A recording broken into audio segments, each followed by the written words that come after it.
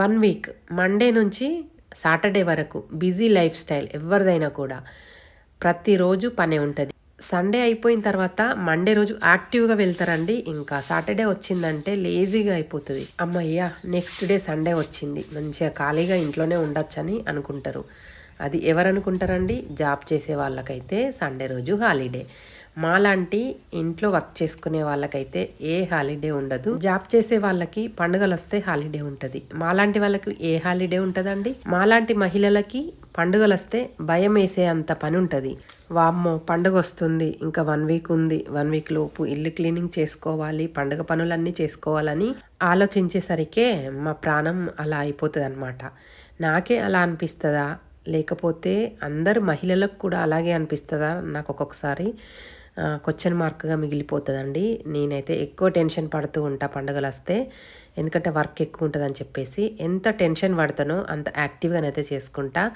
Welcome back to our channel Kavya sweet home. ఎలా ఉన్నారండి అందరూ? బాగున్నారా? నేనైతే చాలా చాలా బాగున్నాను.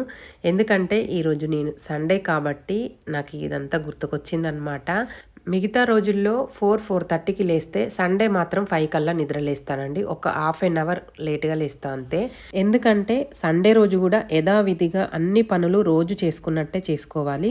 వంట విషయంలోనైతే ఇంకెక్కువ పని ఉంటుంది. ఎప్పుడైనా నాన్ వెజ్ తెచ్చుకున్నప్పుడు సండే రోజు పాప ఇంట్లో ఉంటుంది కదా అని ఏదైనా స్పెషల్ చేయడం, అలా పని ఎక్కువనే అవుతుంది కదండి. ఈరోజైతే నేను 5 o'clock లేచిన అని చెప్పిన కదా.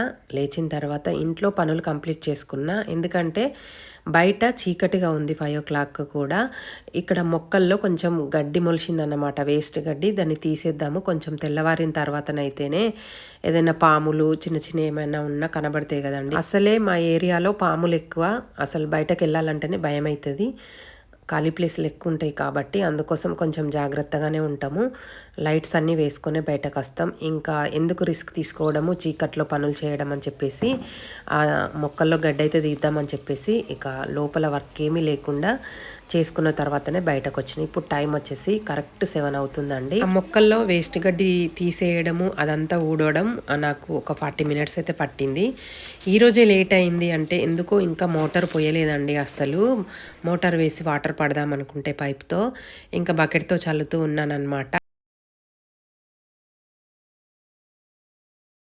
లేట్ అయిన రోజే ఇట్లా జరుగుతుంది అనమాట. నాకు ఇంకా లేట్గా చల్లడం ముగ్గేయడం అంటే నచ్చదంటే ఇంకా లేట్ అయిపోయింది ఈరోజైతే. ఇంకా ఏం చేస్తాం, అప్పుడప్పుడు అలానే జరుగుతుంది కదా. అలా బయట చల్లిన తర్వాత కొంచెం వాటరు ఇట్లా డ్రై అయినట్టు అయిన తర్వాత ముగ్గు వేస్తా.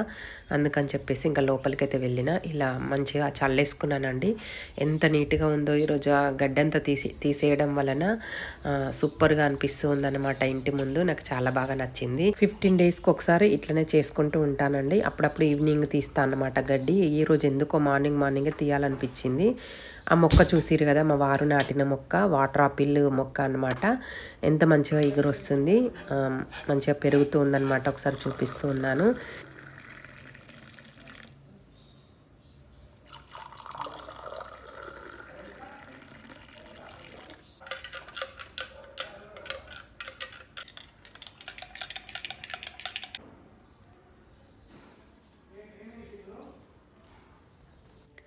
మా హౌజు ఈస్ట్ ఫేస్ హౌస్ అండి. పొద్దున్నే ఇంటి లోపలికి కూడా ఎండ వస్తుంది అనమాట. ఒక హాఫ్ అన్ అవర్ అయినా కూడా ఇలా ఎండలో కూర్చుంటూ ఉంటామన్నమాట. అలా కాఫీ అయినా టీ అయినా లేక ఇలా వేడి వాటర్ అయినా తాగుతూ కాసేపు మాట్లాడుకుంటాము. ప్రతిరోజు ఇలానే ఉండదు, అప్పుడప్పుడు హడావిడిగా వెళ్ళిపోతూ ఉంటాడు. కాకపోతే కొంచెం టైం ఉన్నా కూడా నాతో స్పెండ్ చేస్తూ ఉంటాడు. ఈరోజు ఒకరోజు గడిచిపోయిందంటే మళ్ళీ ఈరోజు అస్సలు రాదండి. ఫ్యామిలీతో ఎక్కువ స్పెండ్ చేయడం మనం అలవాటు చేసుకోవాలి, పిల్లలతో అయినా హస్బెండ్తో అయినా. ఇప్పుడున్న రోజుల్లో ఫ్యామిలీ మెంబర్స్ 4 ఉన్నాం అనుకోండి, 4 మొబైల్స్ పట్టుకొని కూర్చుంటాము. ఇంకా టీవీ అయినా చూస్తూ ఉంటామన్నమాట. దేనికైనా కూడా ఒక టైమింగ్ అనేది ఉండాలి.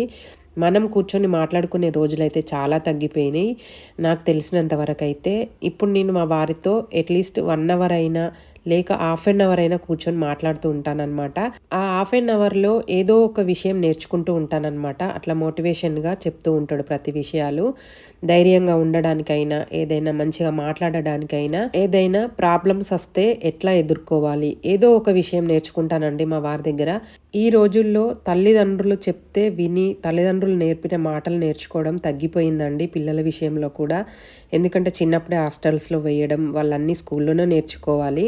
చూస్తూ ఉండగానే రోజులు గడిచిపోతూ ఉంటాయండి. ఎందుకంటే మా వారికి బిజీగా ఉంటాడు. మా వారు ఎక్కువ స్పెండ్ చేయడు మాతో అని చాలామంది బాధపడుతూ ఉంటారు. దానికి మనం ఏం చేయలేము. కాకపోతే ట్రై చేస్తూ ఉండండి. మంచిగా మాట్లాడుకుంటూ ఒక 1 అవర్ అయినా, ఒక హాఫ్ అన్ అవర్ అయినా అలా స్పెండ్ చేయడానికైతే. ఇక్కడొచ్చేసి ఇంకా హాట్ వాటర్ తాగిన తర్వాత ఒక హాఫ్ అన్ అవర్‌లో మా వారు వెళ్తూ ఉన్నాడనమాట. అయితే ఇంకా బ్రేక్‌ఫాస్ట్ ఏమి చెయ్యను. ఇప్పుడే హాట్ వాటర్ తాగినా కదా అని చెప్పిండు. ఇంకా బయట తినడం ఎందుకులే అని చెప్పేసి పపాయ ఫ్రూట్ అయితే కట్ చేసి అలా బాక్స్‌లో పెట్టి ఇచ్చేసినా అనమాట. వెళ్తూ ఎక్కడైనా ఆగి తింటాడనమాట. అట్లనే పెడుతూ ఉంటాను నేను. బ్రేక్‌ఫాస్ట్ అయితే ఈ మధ్యలో కొంచెం అప్పుడప్పుడు స్కిప్ చేస్తూ ఉన్నామండి. ఈరోజు నా ముగ్గు చూసిర్రు కదా! ఎలా ఉందో కామెంట్ బాక్స్‌లో కామెంట్ చేయండి. ఇక్కడొచ్చేసి ఇంకా మా వారు వెళ్ళిన తర్వాత నాకేమీ వర్క్ లేదండి. ఇంకా చికెన్ అయితే తెచ్చి ఇచ్చి వెళ్ళిండనమాట. ఈరోజు మధ్యాహ్నం లంచ్‌లోకి చికెన్ అయితే చేయాలి. ఇంకా ఫ్రూట్స్ అయితే తింటూ ఉన్నాను అలా కాసేపు కూర్చొని. పాప కూడా అక్క వాళ్ళ ఇంటికెళ్ళిందనమాట. సాటర్‌డే వాళ్ళకి కాలేజ్ ఉండదు. సండే కూడా ఉండదు. అందుకని చెప్పి అక్క వాళ్ళ బాబొచ్చి తీసుకెళ్ళిండు. ఈరోజు ఈవినింగ్ వచ్చేస్తదనమాట మళ్ళీ. ఇక్కడ చికెన్ ఒక 2 టైమ్స్ అయితే కడిగిన, ఇలా ఉల్లిపాయలయితే కట్ చేసుకుంటూ ఉన్నాననమాట. నాన్ వెజ్ కర్రీస్‌లో అప్పటికప్పుడు దంచిన అల్లం వేసుకుంటే కర్రీ అయితే చాలా టేస్టీగా వస్తది. ఫ్రెష్ అల్లం వెల్లుల్లి పేస్ట్ వేసుకోవాలి ఎప్పుడైనా కూడా. ఇలా రోట్లో దంచితే కూడా మంచిగా అనిపిస్తదండి టేస్ట్ దేనిదైనా కూడా. అందుకని రోట్లో పేస్ట్ దంచుతూ ఉన్నాను కొంచెం సాల్ట్ వేసి.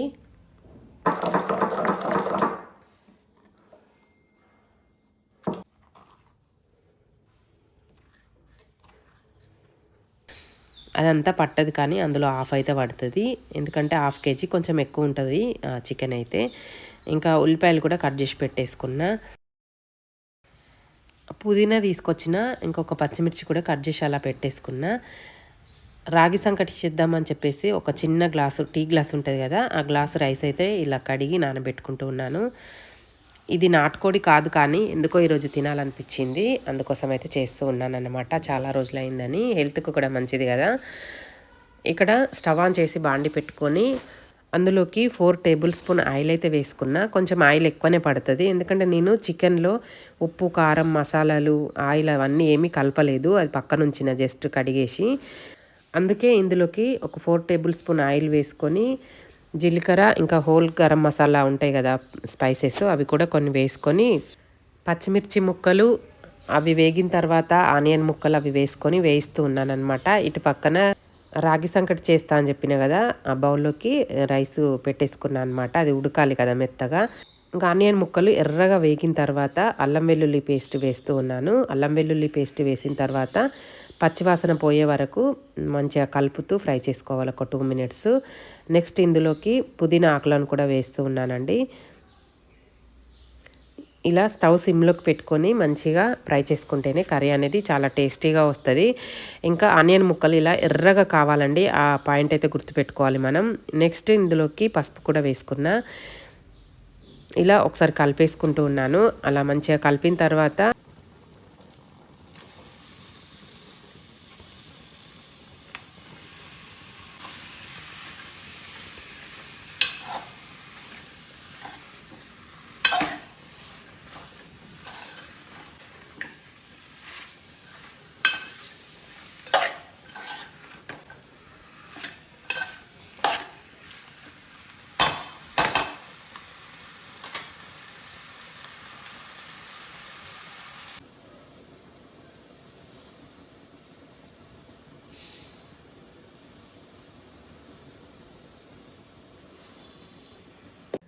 రాగి సంగటి చేస్తా అని చెప్పిన కదండి, ఇవి రాగులు అనమాట. నేను ఒకేసారి కేజీ అట్లా తెచ్చుకొని వాటిని ఇట్లా గాలించి ఎండబోసుకొని ఇలా డ్రై అయిన తర్వాత ఒక బాక్స్లో వేసి పెట్టుకుంటా అనమాట. ఎప్పుడు కావాలంటే అప్పుడు ఇలా మిక్సీ జార్లో వేసి పొడి చేసుకుంటే మనకి రాగి సంగటికైనా లేక రాగి జావాకైనా పొడి యూజ్ చేసుకోవచ్చు. ఇట్లా ఫ్రెష్గా ఉంటుంది అనమాట.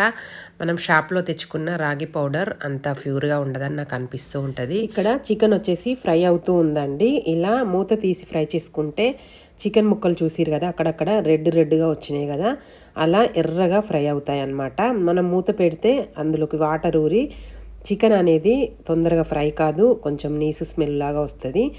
ఇట్లా ఆయిల్ పైకి వచ్చేంత వరకు ఫ్రై చేసుకున్న తర్వాత కారం, ఉప్పు, పచ్చిధనియాల పొడి, గరం మసాలా ఇవన్నీ కూడా వేసుకోవాలి. మీ రుచికి తగ్గట్టుగా మీరైతే వేసుకోండి. నేనైతే ఇక్కడ 2 స్పూన్ల కారం, 1½ టీ స్పూన్ ధనియాల పొడి, రుచికి సరిపడేంత salt, 1/2 teaspoon garam masala, ఇవైతే మాకు కరెక్ట్గా సరిపోయింది. మేము తినే కారాన్ని బట్టి మేము వేసుకున్నాం అన్నమాట. ఇక్కడ వచ్చేసి అన్నం కూడా మెత్తగా ఉడుకుతుంది. అవన్నీ మసాలాలు వేసిన తర్వాత చికెన్ కూడా ఇంకొక 3-4 మినిట్స్ అయితే ఫ్రై కావాలన్నమాట. ఇక్కడ అన్నం కూడా ఇలా కలుపుతూ ఉన్నానండి. ఇలా రుద్దినట్టు కలిపితే అన్నం మంచిగా మెత్తగా అవుతుంది అనమాట. అందులోకి కొంచెం సాల్ట్ అయితే వేసుకున్నా. రాగి సంగటిలోకి సాల్ట్ అయితే వేస్తారు కదా, కొంచెం చప్పగా లేకుండా. ఆ తర్వాత ఇలా మెత్తగా ఉడికిన తర్వాత ఈ పొడిని మొత్తం అందులో వేసుకొని ఇలా సమానంగా స్ప్రెడ్ చేసుకోవాలి. చేసుకున్న తర్వాత క్యాప్ పెట్టేసి ఒక 3-4 మినిట్స్ అయితే మంచిగా ఉడికించుకోవాలన్నమాట. అది ఉమ్మగిలినట్టయి పొడి అనేది మంచిగా ఉడుకుతుందండి రాగి పౌడరు. ఇప్పుడు ఒకసారి మళ్ళీ చికెన్ చూద్దాము. చికెన్ చూసిరు కదా, మంచిగా ఫ్రై అయిపోయింది. అందులోకి వాటర్ వేడి చేసి వేస్తున్నాను. ఎప్పుడైనా చికెన్లోకైనా మటన్లోకైనా మీరు చల్లని వాటర్ అస్సలు వేయకండి, అది టేస్టే మారిపోతుంది అనమాట. ఇంకా మటన్ అయితే అస్సలు ఉడకదు, గరిపోయినట్టు అయిపోతుంది అనమాట. గరివేయిందని అంటారు పెద్దవాళ్ళు కూడా. చల్లటి వాటర్ వేయగానే అసలు ఉడకడానికి ఎంత స్టవ్ ఎక్కువ పెట్టినా కూడా ఉడకదనమాట. అందుకోసం ఇలా వేడి చేసుకొని వేసుకున్నాం అనుకోండి, కర్రీ టేస్ట్ కూడా తేడా రాదనమాట, మంచిగా ఉంటుంది.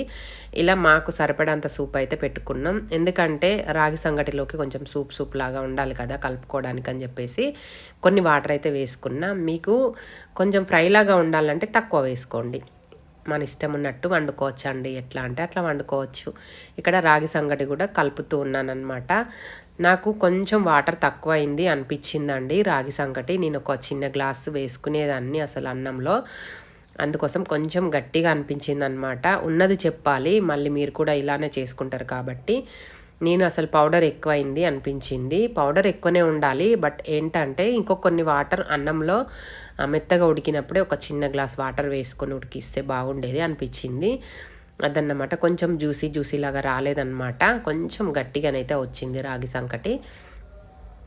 అయినా పర్లేదండి, టేస్ట్ అయితే అద్దిరిపోయింది. ఫ్రెష్గా అప్పటికప్పుడు తయారు చేసుకున్న రాగి పౌడర్తో చేసుకున్నా కదా, మంచిగా అనిపించింది అనమాట టేస్ట్ కూడా. ఇంకా మా వారు నేను పాప ఈవినింగ్ వచ్చిందనమాట. మా వారు కూడా లంచ్కి వస్తా అని చెప్పిండు. ఇంకా ఇద్దరం కలిసి లంచ్ అయితే చేసినాం అనమాట. ఇక్కడ వచ్చేసి కర్రీ అయితే ఉడుకుతూ ఉంది. రాగి సంగటి కూడా మంచిగా కొంచెం ఉమ్మగిలినట్టు అయిన తర్వాత ఇంకా అంతలోపు మా వారు కూడా వచ్చిండు అనమాట. మధ్యాహ్నం మళ్ళీ లంచ్ చేసి మళ్ళీ వెళ్ళిండు. ఆ రోజైతే నాకు నాన్ వెజ్ వండిన రోజు ఒకదాన్ని కూర్చొని అస్సలు తినాలనిపించదండి. అందుకోసం అయితే రమ్మని చెప్పిన ఒక 1/2 అవర్లో భోజనం చేసి వెళ్తూ రమ్మని చెప్తే వచ్చిండనమాట. పాప కూడా లేదండి, నాకు అసలు తినాలనిపించదు, అందుకోసం అయితే రమ్మన్నాను అనమాట మా వారిని. టైం తీసుకొని మరే వచ్చి వెళ్ళిండు.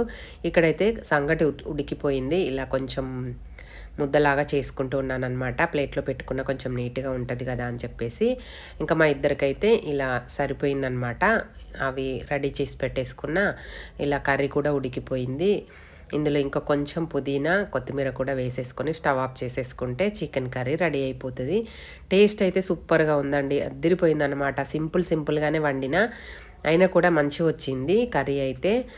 ఇంకా వైట్ రైస్ కూడా కొన్ని వండిన. మా వారు ఖచ్చితంగా పెరుగన్నం అయితే తింటాడనమాట, తనకి అలవాటు. కొంచెమైనా తింటాడనమాట, ఇంకా లేదు అని అనకుండా కొన్ని ఒక చిన్న టీ గ్లాసు రైస్ అయితే పెట్టిన అనమాట. హ్యాపీగా రాగి సంకటి చికెన్ కర్రీతో మా లంచ్ అయితే కంప్లీట్ అయిపోయింది. వీడియో ఎలా అనిపించింది? వీడియో నచ్చితే మాత్రం లైక్ చేయడం మర్చిపోవద్దు, నాకు చాలా వాల్యుబుల్ అండి లైక్ అనేది. ఓకే నా friends, thank you for watching this video. Bye friends.